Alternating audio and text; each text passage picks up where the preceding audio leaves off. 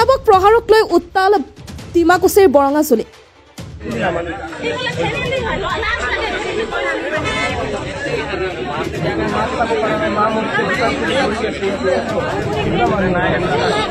ওদালগুৰি জিলাৰ ডিমাকুছি থানাৰ অন্তৰ্গত বৰঙাচুলিত আজি মছজিদৰ জোনাবক প্ৰহাৰ কৰাক লৈ এক উত্তপ্ত পৰিৱেশৰ সৃষ্টি হয়।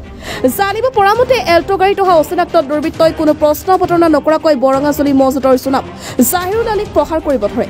আনকি প্ৰহাৰ কৰি থকা দেখা পাই এগৰাকী মহিলাই ৰক্ষা কৰিব চাওঁতে তেওঁকো প্ৰহাৰ কৰে। পিছত বনজুইৰ দৰে এই ঘটনা অঞ্চলটোত বিয়পি পৰাত সকলো পথত ওলাই আহি প্ৰতিবাদ সাব্যস্ত কৰে আৰু দোষীক আটক কৰিবলৈ প্ৰশাসনক দাবী জনায়।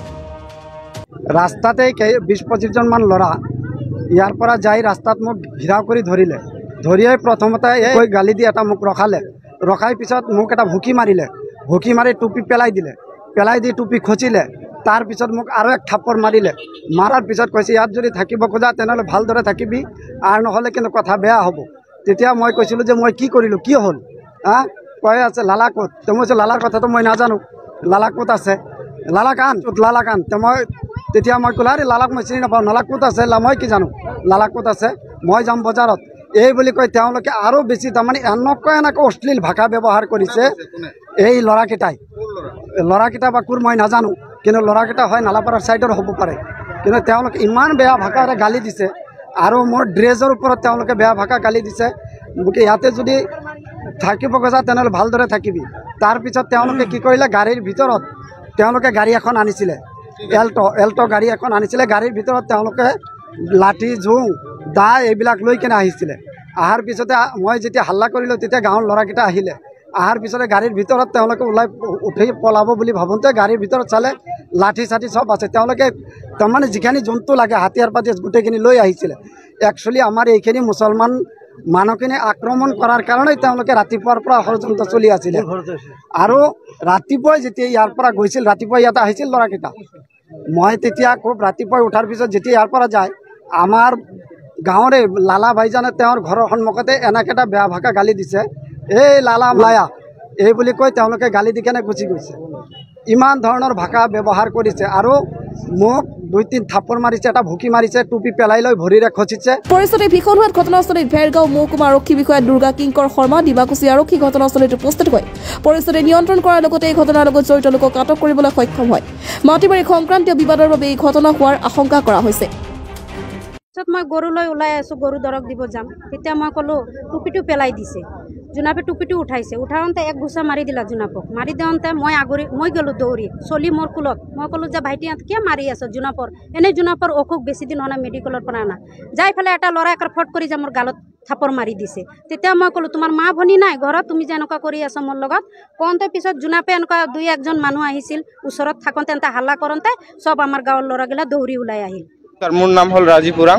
মই ৰাতিপুৱা কামলৈ ওলাইছিলোঁ, তো জোনাপক মাৰি আছিল মানে কেইজনমান মানুহ মাৰধৰ কৰি আছিল। টপি চপি খুলি দিলা পিছত এটা লেডিজ মানুহ আহিছিল বচাবৰ কাৰণে, তাকো চৰ বহাইছে। মই নিজৰ চকুৰ পৰা দেখা পালোঁ। আৰু মই নাছিলেতো, মই যদি নাথাকিলেতো চাগে মাৰিলা হয়। আৰু মই বচাওঁতে ঢাকা মুকা কৰিছে আৰু মোকো কৰিছে, মাত্ৰ এইখিনিয়ে জানো। আৰু গমটো নাপাওঁ ক'ৰ আছিল মানে, এইখিনি জানো আৰু দেখা পালে চিনি পাম। আৰু থানাতো লৈ গৈছে তাক। তেওঁ কৈ আছিল তাক মাৰি কিনে পেলাই এনেকৈ কৈ আছিল, কিবা কিবি বেয়া কথাবিলাক কৈ আছিল, লাঠি ওলাইছিল মাৰিবৰ কাৰণে। আমাৰ ফজৰ নামাজ হয়, সকলোৱে জানে। নামাজৰ পৰা আমাৰ যোনা আমি আহিছোঁ, মই ভিতৰত সোমাই গ'লোঁ। চাইছোঁ ইয়াতে এটা গাড়ী এটা আছিলে, বগা গাড়ী এটা, এল্টো কাৰ আছিল, 2টা কাৰ আছিলে। মই সোমাই গ'লোঁ। সোমাই পেলাই মই মুখ চুখ ধোৱা ভিতৰলৈ সোমাই গ'লোঁ, চাহ তাহ খাম বুলি পেলাই। তাৰপিছত গাড়ীৰ ল'ৰা দুটা থিয়া হ'লে, তাৰ কৈছে এই লালা, এই মুছলিম কিমান আছে তহঁতে?